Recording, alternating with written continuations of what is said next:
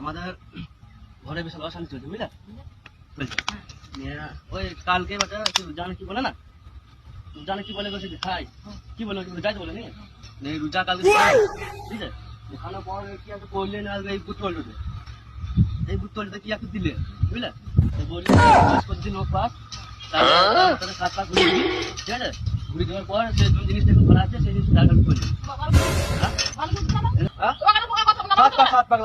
সাত পাক ঘুরে না সাত পাক বলছিস কি বললা কিছু হবে না সাত পাক করে সাত পাক টাকা বাড়ি দিয়ে দেব কিন্তু আমি সাত পাক করে কিছু হবে না চল না সাত পাক করে